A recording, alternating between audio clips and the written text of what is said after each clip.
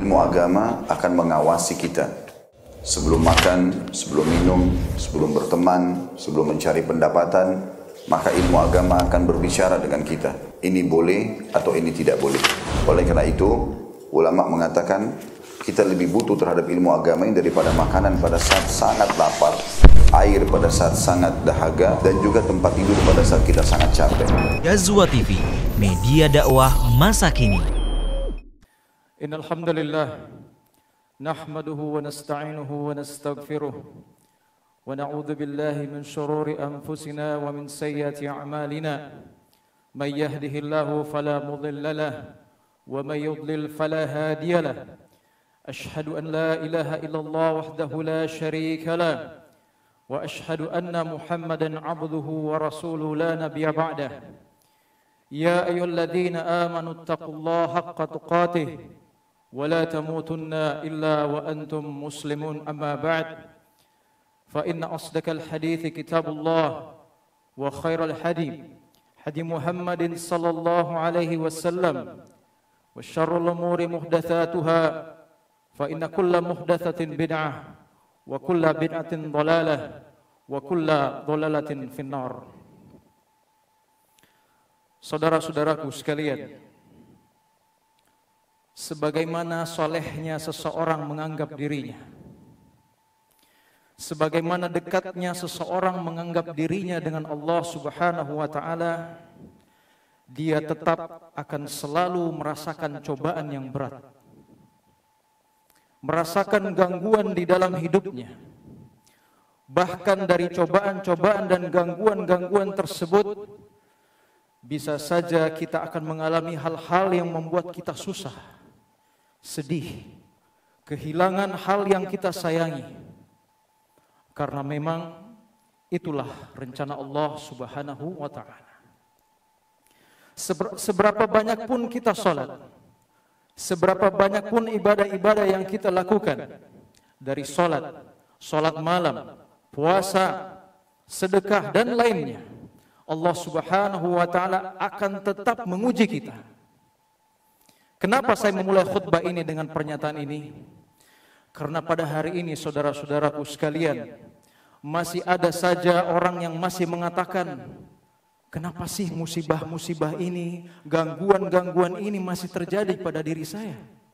Padahal saya ini sudah sholat 5 kali dalam sehari, sudah tahajud di malam hari, saya sudah menjalankan sunnah-sunnah Nabi, saya berusaha untuk menjadi orang yang jujur dalam setiap keadaan, berakhlak yang baik kepada manusia. Saya tidak selingkuh, saya tidak mencuri, saya tidak menyakiti orang lain. Tapi kenapa urusanku ini tidak lancar? Kenapa saya tidak bisa dapat kerjaan? Kenapa pekerjaanku begini-begini saja terus? Kenapa nasib saya di tempat pekerjaan saya begini-begini terus? Kenapa saya bisa kehilangan pekerjaan? Kenapa saya masih dapat musibah, kehilangan orang-orang yang saya sayangi? Kenapa saya dapat kecelakaan? Kenapa saya ditimpa penyakit ini? Kenapa saya dirampok orang? Kenapa saya dicuri orang? Kenapa ini? Kenapa itu? Tidak ada hubungannya dengan kamu sholat atau tidak, saudara-saudaraku sekalian. Tidak ada hubungannya apakah kamu dekat dengan Allah atau tidak. Faktanya adalah semakin kita dekat dengan Allah Subhanahu wa Ta'ala, maka Allah akan semakin menguji kita. Nabi SAW pernah bersabda, Innallaha idza ahabbu qauman ibtalah. Sesungguhnya Allah Subhanahu wa Ta'ala jika mencintai suatu kaum, maka mereka akan diuji. Mereka akan diuji.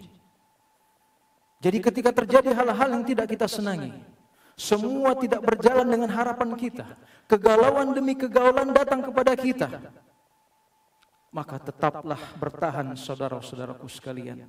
Jangan menyerah.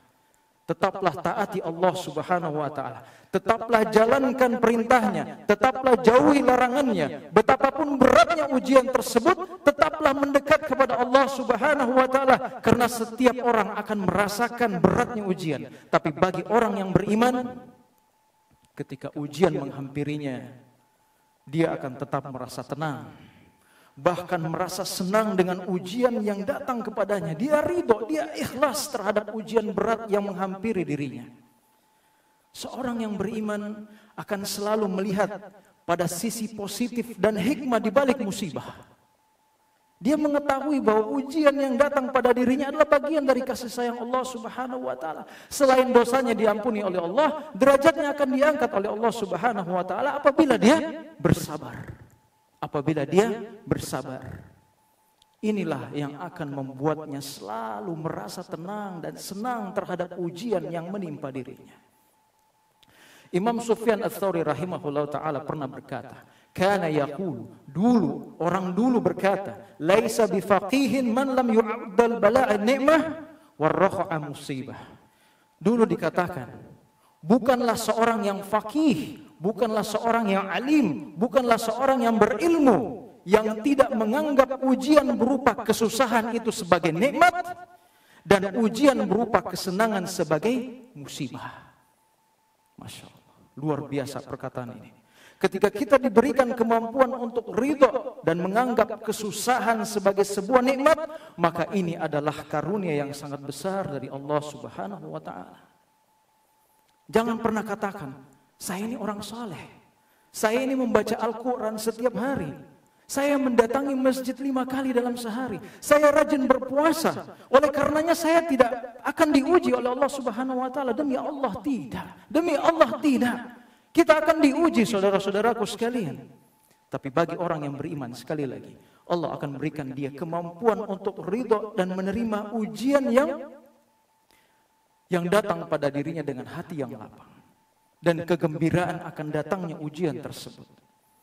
Tapi bagi orang yang tidak beriman atau yang imannya goyah, maka dia akan mudah depresi, mudah stres, dia akan mudah marah, mudah kecewa, dan bisa jadi dia akan memulai meragukan Allah Subhanahu wa taala dan mulai menjauh darinya.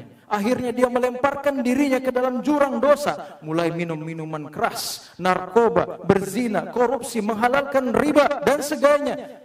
Dan sebelum dia sadari, saudara-saudaraku sekalian, dia terjatuh ke dalam lubang dosa kesyirikan. Walna'udzubillah.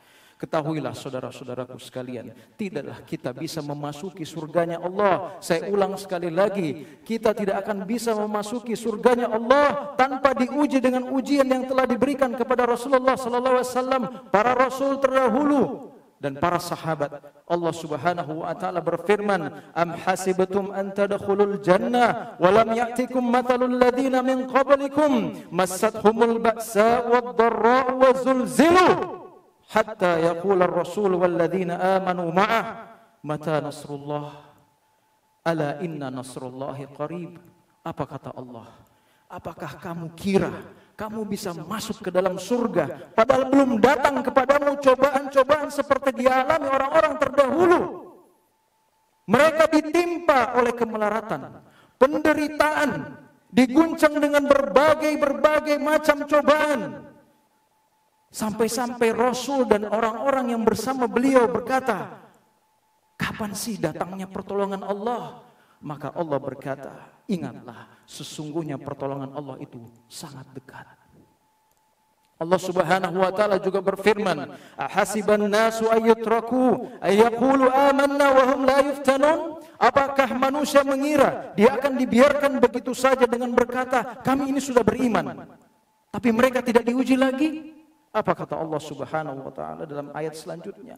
Walaqad fatanna alladziina min qablihim fala ya'lamanna Allahu alladziina shadaqu wa la ya'lamanna al-kadzibin. Dan sungguh kami telah menguji orang-orang sebelum mereka, maka Allah pasti akan mengetahui dengan ujian tersebut siapa yang benar-benar keimanannya dan siapa yang dusta.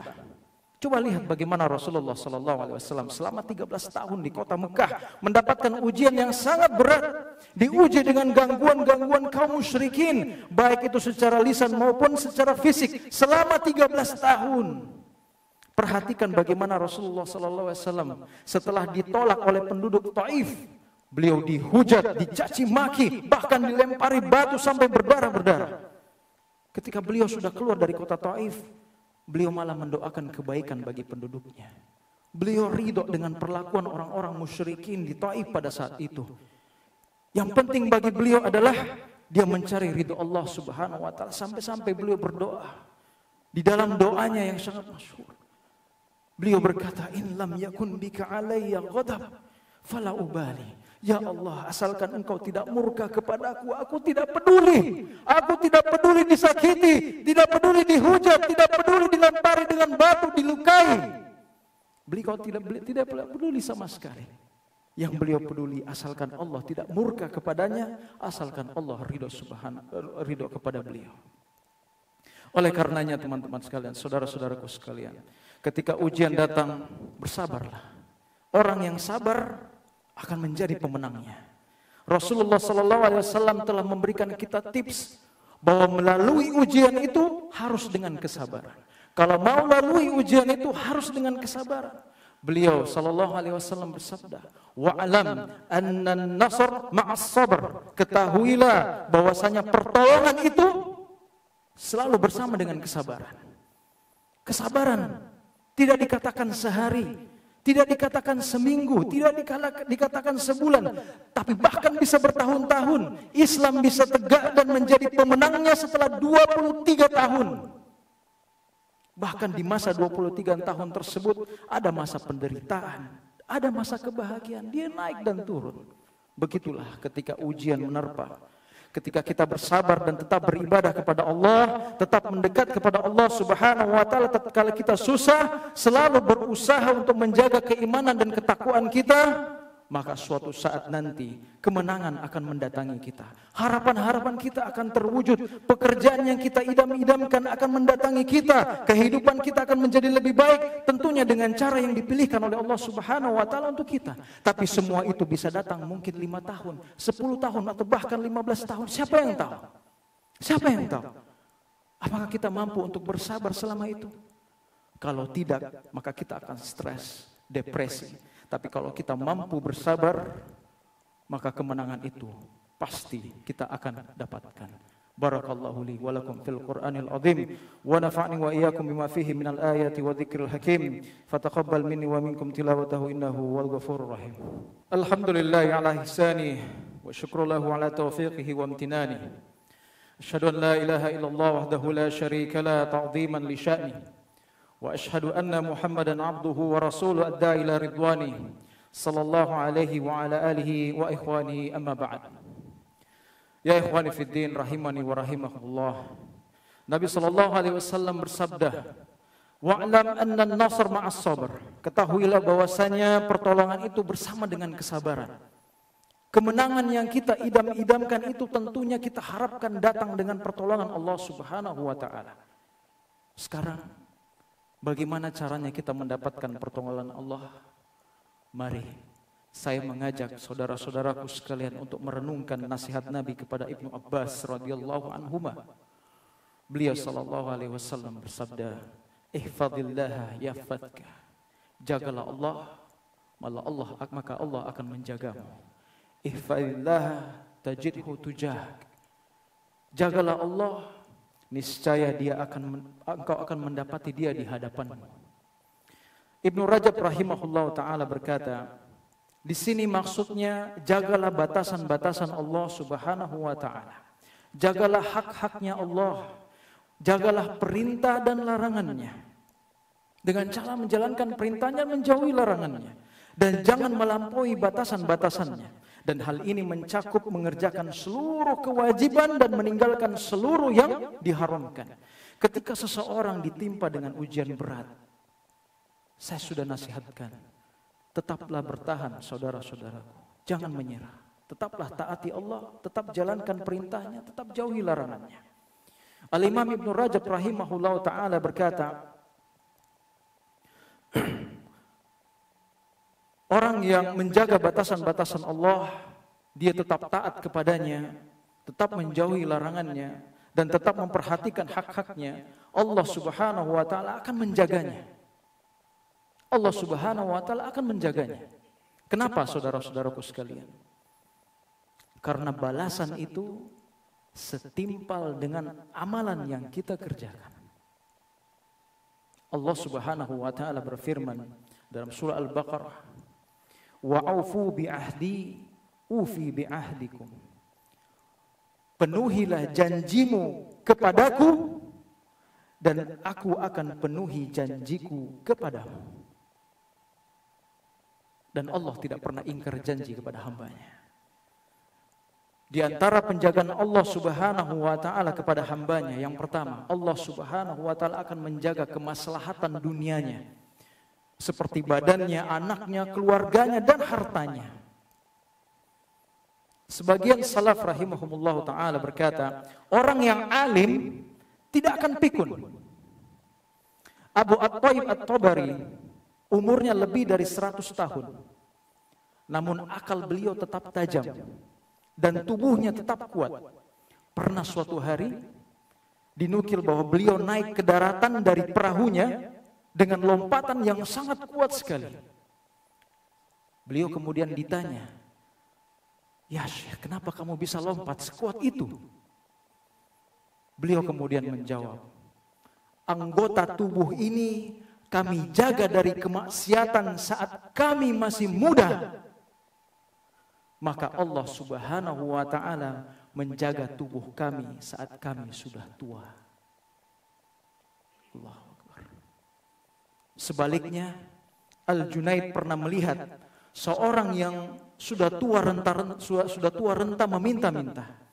Al-Junaid mengatakan, orang ini menyia-nyiakan hak Allah Subhanahu wa ta'ala di masa mudanya. Maka Allah Subhanahu wa ta'ala menyia-nyiakannya saat dia sudah tua. Bahkan dengan sebab ketaatan seseorang, terkadang anak keturunannya pun ikut dijaga oleh Allah Subhanahu wa ta'ala. Muhammad bin Al-Munkadir rahimahullah ta'ala pernah berkata, sungguh Allah Subhanahu wa ta'ala memberi penjagaan bagi orang yang saleh pada anak cucunya, kampung tempat tinggalnya, dan rumah-rumah yang ada di sekitarnya. Masya Allah. Kapanpun seorang hamba menyibukkan diri dengan ketaatan, maka Allah Subhanahu wa ta'ala akan menjaganya dalam kondisi ketaatannya. Dulu Syaiban Ar-Ra'i suka menggembala kambing di padang. Apabila datang waktu Jumatan, beliau kemudian memberi garis sekeliling daripada kambing-kambingnya. Kemudian beliau pergi untuk sholat Jumat. Setelah sholat Jumat, beliau kembali, ia dapati kambing-kambing itu masih berada dalam garis lingkarannya. Masya Allah. Orang yang saleh akan dijaga dari kejahatan manusia dan jin yang akan menimpakan kejelekan padanya. Makanya Allah Subhanahu wa ta'ala berfirman, "Wa may yattaqillaha yaj'al lahu makhraja." Siapa yang bertakwa pada Allah, maka dia akan diberikan jalan keluar bagi seluruh permasalahannya.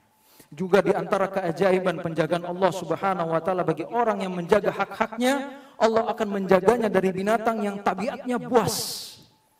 Pernah dinukil oleh salah seorang sahabi, dia menceritakan, Safinah ini adalah budak Rasulullah sallallahu alaihi wasallam.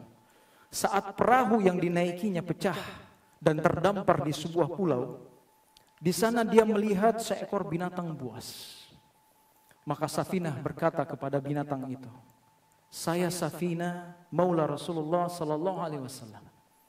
Maka binatang buas tersebut lalu berjalan di sisinya dan menunjukkan jalan keluar dari pulau itu. Ketika Safinah sudah berada di jalan yang dia tuju, binatang tersebut mengeluarkan suara yang sangat dalam seolah-olah ingin memberikan kalimat perpisahan. Kisah lainnya dialami oleh Ibrahim bin Adham. Dia pernah tidur di sebuah kebun. Ternyata waktu itu di samping beliau ada seekor ular. Bukan ular ini yang mengancam nyawa dari Ibrahim bin Adham, tidak. Ternyata ular ini dia berusaha untuk menghalau binatang-binatang yang ingin mendekat kepada Ibrahim bin Adham. Sampai beliau terbangun. Masya Allah. Seperti inilah orang yang menjaga Allah Subhanahu wa ta'ala. Allah akan menjaganya dari binatang buas. Bahkan binatang itu yang menjaganya.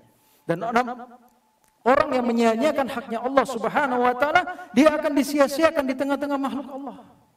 Sampai-sampai Allah Subhanahu wa ta'ala menimpakan mudarat kepadanya dari sesuatu yang dia harapkan itu bisa memberi manfaat padanya.